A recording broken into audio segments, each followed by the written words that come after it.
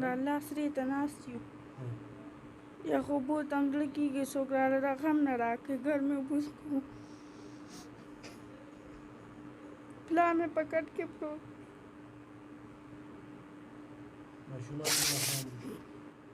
ګرانو کتونکو الب خان شیرپا ویلفیر فاونډیشن د خپل وس مطابق د دغه بېوسه خلکو سره کومک او مرسته جاري ساتلې ده دا تورسرې چې د کلونو راسې دلته راځي او یو هفته دوه مخکې هم د دې یو ویډیو کړې وه او هغې کې ما دې ته وي چې موبایل نمبر خو په دې وخت کې دوی سره موبایل نشته دی خاوند یې سخت بیمار دی او په هسپتال کې دی صرف دې مقصد دپاره موږ ویډیو کوو چې د دې ډله نه هم شک وځي او نور خلک هم داسې وي چې هغه زنانه ته خو به څه میلاو شوي وي نو دې ته هېڅ هم نه دی میلاو شوی دو دې له راله چې ما ورته هېڅ هم نشته نو یاره وړوله خو کپړې راکړه نو د سړو کپړې چې کوم دی هغه د دې دغه چېرې دا نو دا هم وله سړو کپړې چې کوم دی دا ورله ورکړلې او بیا چې کوم دی غټ اختر مخې ته را روان دی او دا د دې لور دی دا کپړې د دې لور له دوه جوړې غټ اختر را روان دی قربانۍ هم خلک کوي موږ هم غواړو چې د غریبانانو له غوښې ورکوو څوک داسې وي الب خان شیرپا ویلفیر فاونډیشن په ذریعه قرباني کوي بالکل زموږ دروازې ورته کولو دي خو راتلونکي دغه اختر کې دا خلک په خپلو قربانو کې یاد وساتئ په دغه غوښو کې یاد وساتئ دا ډېره زیاته ضرورتمند ده د دې وخت کې د دې دا حالات ما ته معلوم دي چې په کوم انداز کې راله څه به وایې په دې موقع نو زه دا وایم دې نه مخکې م راغلم او تا ما له سودا مودا راکړه اوس مې خاوند دا 15 ورځې چې هسپتال کې پروت دی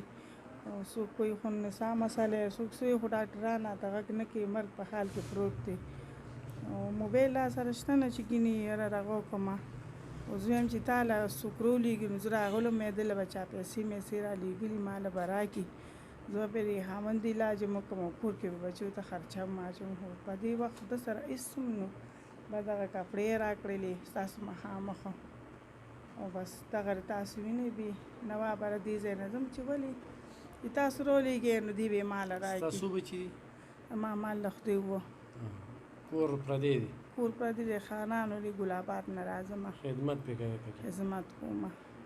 او هېڅوک مې ده بس تاسو ګټې وټې نشته یو ځای مې وږي والا پاخه کړمه هغې کیسې یا 1.5 ګټې یا 200 ګټې په هغې خو نه کېږي او مالت کې خو چې چا کر څوک ورلېږي نو کوسې نه واړه روشړوي شا به کې ځای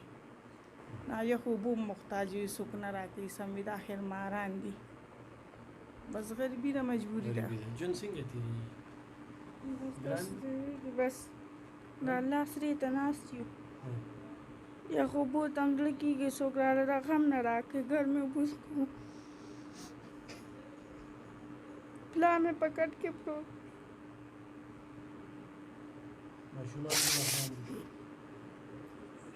بس هغه یو ورور مې د هغه بس ګټه وټه راله کې نور واړه دي اما نه کشر دی بس دغه خو کله عمر کې وي داسې 3 کالو څلور کالو به داسې وي غټې دي مشرې ته نه یو خو مې خرڅه کړې تاسو ته دا خو لارې کري ځان سره والي ګرانو کتونکو وړم وایي چې ډېر څه وله ورکو دا وایي چې دې وخت کې لږ وړه وې لږ غوړي وې چې بچو له میوړه وې چې نن هم خوړلې وې